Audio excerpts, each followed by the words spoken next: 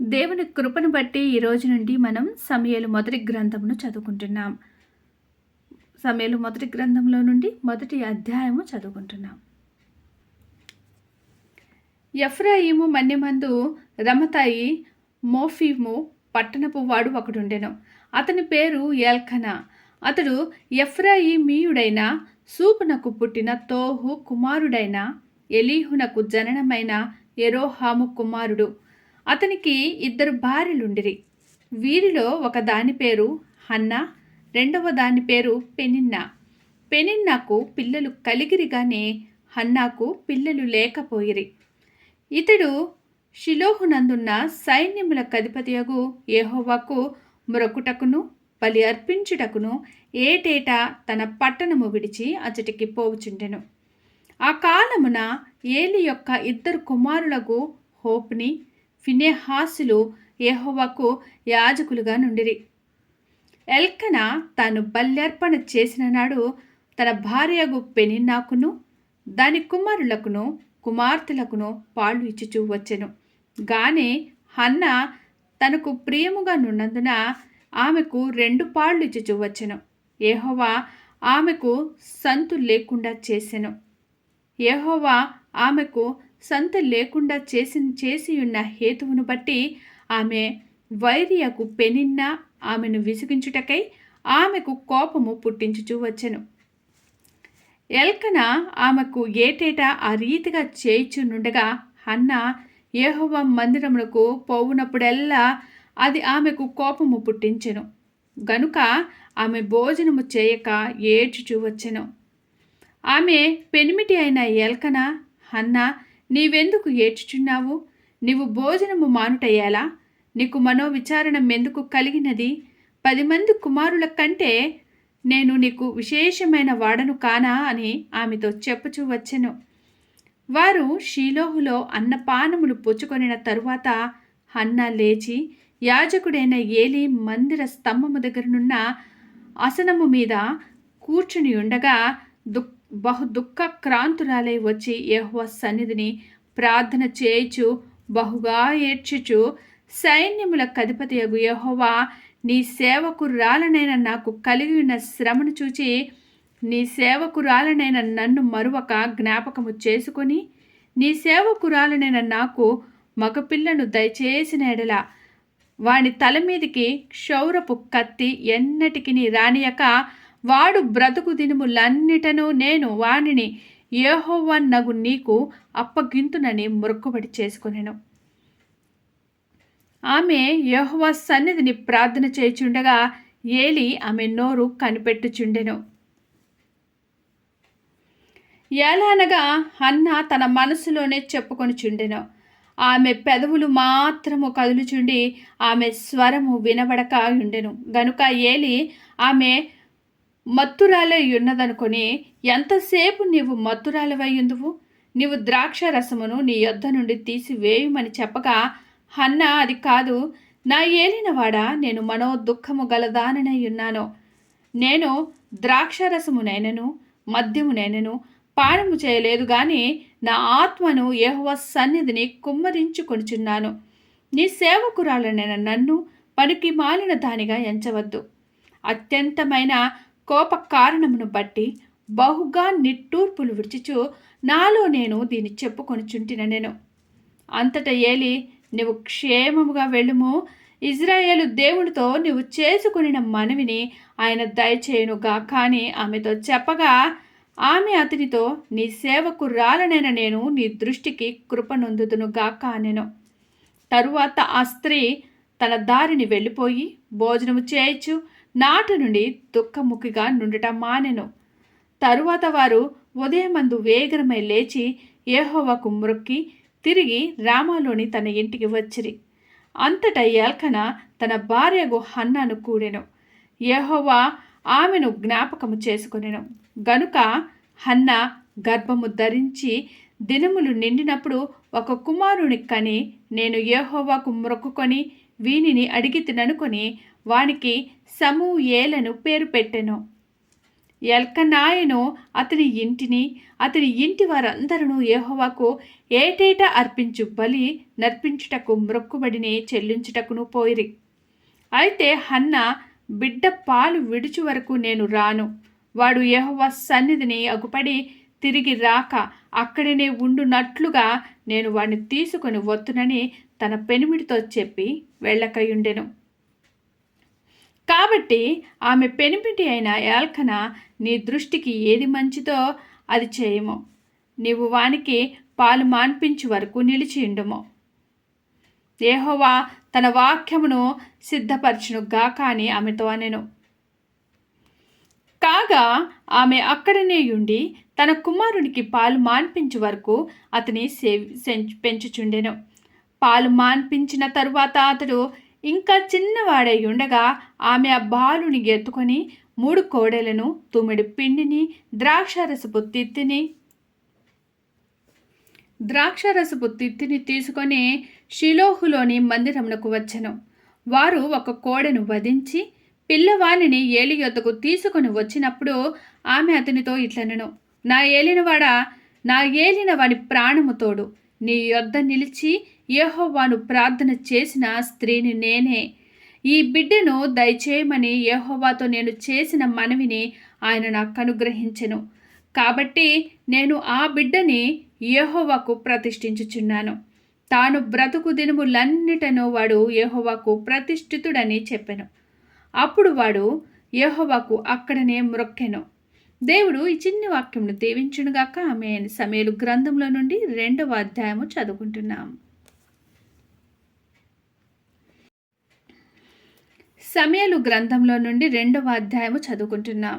మరియు హన్న విజ్ఞాపన చేసి ఇలాగనెను, నా హృదయము యెహోవా యందు సంతోషించుచున్నది, యెహోవా యందు నాకు మహాబలము కలిగెను. నీ వలన రక్షణను బట్టి సంతోషించుచున్నాను. నా విరోధుల మీద నేను అతిశయపడుదును. యెహోవా వంటి పరిశుద్ధ దేవుడు ఒకడునూ లేడు, నీవు తప్ప మరి ఏ దేవుడునూ లేడు. మన దేవుని వంటి ఆశ్రయ దుర్గమేదియూ లేదు. యెహోవా అనంత జ్ఞానియగు దేవుడు, ఆయనే క్రియలను పరీక్షించువాడు. ఇకను అంత గర్వముగా మాటలాడుకుడి, గర్వపు మాటలు మీ నోట రానియకుడి. ప్రఖ్యాతి నొందిన విలుగాండ్రు ఓడిపోవుదురు, త్రొట్టిల్లిన వారు బలము ధరించుదురు. తృప్తిగా భుజించిన వారు అన్నము కావలనని కూలికి పోవుదురు. ఆకలి గొనిన వారు ఆకలి తీరా తిందురు. గొడ్రాలు 7 పిల్లలను కనును, అనేకమైన పిల్లలను కనినది కృషించిపోవును. జనులను సజీవులుగాను మృతులుగాను చేయువాడు యెహోవాయే. పాతాళమునకు పంపుచు అందులో నుండి రప్పించు చిండువాడు ఆయనే. యెహోవా దారిద్ర్యమును ఐశ్వర్యమును కలుగజేయవాడు, కృంగజేయువాడును లేవనెత్తువాడును ఆయనే. దరిద్రులను అధికారులతో కూర్చుండబెట్టుటకును మహిమగల సింహాసనమును స్వతంత్రింపజేయుటకును వారిని మంటిలో నుండి ఎత్తువాడు ఆయనే. లేమిగల వారిని పెంట కుప్పల మీద నుండి లేవనెత్తువాడు ఆయనే. భూమి యొక్క స్తంభములు యెహోవా వశము, లోకమును వాటి మీద ఆయన నిలిపియున్నాడు. ఆయన భక్తుల పాదములు త్రొట్టిల్లకుండా ఆయన వారిని కాపాడును. దుర్మార్గులు అంధకారమందు మాటు మణుగుదురు. బలము చేత ఎవడునూ జయమునందుడు. యెహోవాతో వాదించువారు నాశనమగుదురు. పరమండలంలో నుండి ఆయన వారిపైన ఇరుము వలె గర్జించును. లోకపు సరిహద్దులలో నుండి వారికి ఆయన తీర్పు తీర్చును. తాను నియమించిన రాజునకు ఆయన బలమిచ్చును. తాను అభిషేకించిన వానికి అధిక బలమును కలుగజేయును. తరువాత ఎల్కన రామాలోని తన ఇంటికి వెళ్ళిపోయెను. అయితే ఆ బాలుడు యాజకుడైన ఏలి ఎదుట యెహోవాకు పరిచర్య చేయుచుండెను. ఏలి కుమారులు యెహోవాను ఎరుగని వారై మిక్కిలి దుర్మార్గులయ్యుండిరి. జనుల విషయమై యాజకులు చేయుచు వచ్చిన పని ఏమనగా, ఎవడైనా బలి పశువును వధించిన మీదట మాంసము ఉడుకుచుండగా యాజకుని వారు 3 ముండ్లు గల కొంకిని తీసుకొని వచ్చి బొరుసులో గాని, తపేలలో గాని, గూనెలో గాని, కుండలో గాని అది గుచ్చినప్పుడు ఆ కొంకి చేత బయటకు వచ్చిన దంతయు యాజకుడు తన కొరకు తీసుకొనెను. షీలోహుకు వచ్చిన ఇజ్రాయేలీయులందరికీ వీరు ఇలాగున చేయుచు వచ్చిరి. ఇదియుగాక వారు క్రొవ్వును దహింపక మునుపు యాజకుని పనివాడు వచ్చి బలిపశువును వధించు వానితో యాజకునికి వండించుటకై మాంసమిమ్ము, ఉడకపెట్టిన మాంసము అతడు నీ యొద్ద తీసుకొనడు, పచ్చి మాంసమే కావలను అని చెప్పుచు వచ్చెను. ఈ క్షణమందే వారు క్రొవ్వును దహింతురు.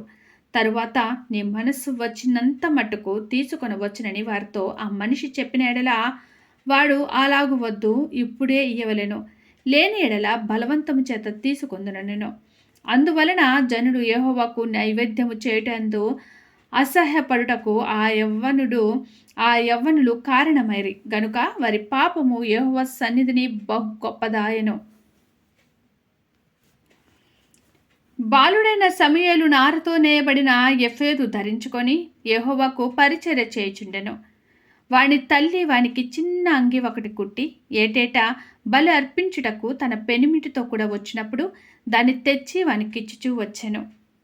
యెహోవా సన్నిధిని మనవి చేసుకొనగా నీకు దొరికిన ఈ సంతానమునకు ప్రతిగా యెహోవా నీకు సంతానమునిచ్చునుగా. కానీ ఏలీ ఎల్కనాను అతని భార్యను దీవించిన తరువాత వారి ఇంటికి వెళ్ళిరి. యెహోవా హన్నాను దర్శింపగా ఆమె గర్భవతి అయి 3 కుమారులను 3 కుమార్తెలను కనెను. అయితే బాలుడగు సమూయేలు యెహోవా సన్నిధిని ఉండి ఎదుగుచుండెను. ఏలీ బహువృద్ధుడాయెను. ఇజ్రాయేలీలకు తన కుమారులు చేసిన కార్యములన్నీ వారు ప్రత్యక్షపు గుడారం యొక్క ద్వారము దగ్గరకు సేవ చేయుటకు వచ్చిన స్త్రీలతో సైనించుటైను మాట చెవిని పడగా వారిని పిలిచి ఇట్లనెను, ఈ జనుల ముందర మీరు చేసిన చెడ్డ కార్యములు నాకు వినబడినవి. ఈలాంటి కార్యములు మీరెందుకు చేయుచున్నారు? నా కుమారులారా, ఇలాగు చేయవద్దు. నాకు వినబడినది మంచిది కాదు. యెహోవా జనులను మీరు అతిక్రమింపజేయుచున్నారు. నరునికి నరుడు తప్పు చేసిన ఎడల దేవుడు విమర్శ చేయును గాని, ఎవరైనా యెహోవా విషయంలో పాపము చేసిన ఎడల వాని కొరకు ఎవడు విజ్ఞాపన చేయును అనెను. అయితే యెహోవా వారిని చంపదలిచి ఉండెను గనుక వారు తన తండ్రి యొక్క మొర్రను వినకపోయిరి. బాలుడగు సమూయేలు ఇంకను ఎదుగుచు యెహోవా దయందును మనుషుల దయందును వర్ధిల్లుచుండెను. అంతటా దైవజనుడొకడు ఏలీ యొద్దకు వచ్చి ఇట్లనెను, యెహోవా నిన్ను గూర్చి సెలవిచ్చినదేమనగా, నీ పితరుని ఇంటివారు ఐగుప్త దేశమందు ఫరో ఇంటిలో ఉండగా నేను వారికి ప్రత్యక్షతమైతిని. అతడు నా ముందర ఎఫోదును ధరించి నా బలిపీఠం మీద అర్పణమును ధూపమును అర్పించుటకే నాకు యాజకుడగునట్లు ఇజ్రాయేలు గోత్రములలో నుండి నేనతని ఏర్పరచుకొంటిని. ఇజ్రాయేలీలు అర్పించిన హోమ వస్తువులన్నిటినీ నీ పితరుని ఇంటి వారికిచ్చితిని. నా నివాస స్థలమునకు నేను నిర్ణయించిన బలి నైవేద్యములను మీరేళ తృణీకరించుచున్నారు. మిమ్మును క్రొవ్వ పెట్టుకునుటకై నా జనులకు ఇజ్రాయేలీలు చేయు నైవేద్యములలో శ్రేష్ఠ భాగములను పట్టుకొనుచు నాకంటే నీ కుమారులను నీవు గొప్ప చేయుచున్నావు. నీ ఇంటివారును నీ పితరుని ఇంటివారును నీ సన్నిధిని యాజకత్వము జరిగించుదురని యెహోవా ఆజ్ఞ ఇచ్చి ఉన్నను. ఇప్పుడు అది నా మనసునకు కేవలము ప్రతికూలమాయనని ఇజ్రాయేలీయుల దేవుడైన యెహోవా సెలవిచ్చుచున్నాడు. కావున యెహోవా వాక్కు ఏదనగా, నన్ను ఘనపరచు వారిని నేను ఘనపరచుదును, నన్ను తృణీకరించువారు తృణీకారమొందుదురు. ఆలకించుము, రాగల దినములలో నీ బలమును నీ పితరుని ఇంటి బలమును నేను తక్కువ చేతును. నీ ఇంటి ముసలివాడు ఒకడును లేకపోవును. యెహోవా ఇజ్రాయేలీయులకు చేయదలిచిన మేలు విషయంలో నా నివాస స్థలమునకు అపాయము కలుగగా నీవు చూతువు. ఎప్పటికీ నీ ఇంట ముసలివాడు ఉండడు. నా బలిపీఠము నొద్ద నెవడు ఉండకుండా నేనందరిని నశింపచేయక విడిచివాడను గనుక అది నీ కన్నులు క్షీణించుటకును నీవు దుఃఖము చేత క్షేమగుటకును సాధనమగును. నీ సంతానపు వారందరూ వయకాలమందు మరణమగుదురు. నీ 2 కుమారులైన హొఫ్నీకిని ఫినెహాసునకును సంభవించునని నేను చెప్పుదానికి నీకు సూచనగా నుండును. ఒక్కనాటి అందే వారిద్దరూ మరణమగుదురు. తరువాత నమ్మకమైన ఒక యాజకుని నేను నియమింతును. అతడు నా యోచనను బట్టి నాకు అనుకూలముగా యాజకత్వం జరిగించును. అతనికి నేను నమ్మకమైన సంతానము పుట్టింతును. అతడు నా అభిషక్తుని సన్నిధిని ఎప్పటికీ యాజకత్వం జరిగించును. అయితే నీ ఇంటి వారిలో శేషించిన వారు ఒక వెండి రుకనైనను రొట్టె ముక్కనైనను సంపాదించు కొనవలెనని అతని యొద్దకు వచ్చి దండము పెట్టి, నేను రొట్టె ముక్క తినున్నట్లుగా దయచేసి యాజకుల ఉద్యోగములలో ఒక దాని యందు నన్ను ఉంచుమని అతన్ని వేడుకొందురు. దేవుడు ఈ చిన్ని వాక్యమును దీవించునుగాక. ఆమేన్. ఈ బైబిల్ రీడింగ్ అనేది మీకు నచ్చినట్లయితే ప్లీజ్ లైక్ చేయండి, షేర్ చేయండి, సబ్స్క్రైబ్ చేయండి. దేవుడు మనందరికీ తోడైండునుగాక. ఆమేన్. మీ లైక్ చేయటం అనేది, సబ్స్క్రైబ్ చేయడం అనేది చాలా ఇంపార్టెంట్ అండి. హోసనా బైబిల్ అనేది అభివృద్ధి చెందాలి, గ్రోత్ అవ్వాలంటే ప్లీజ్ మీ సపోర్ట్ కూడా చాలా అవసరం. ప్లీజ్ సపోర్ట్ చేస్తారని నమ్ముచున్నాను. మీ అందరికీ నా ప్రత్యేకమైన వందనములు, కృతజ్ఞతలు తెలియజేసుకుంటున్నాను.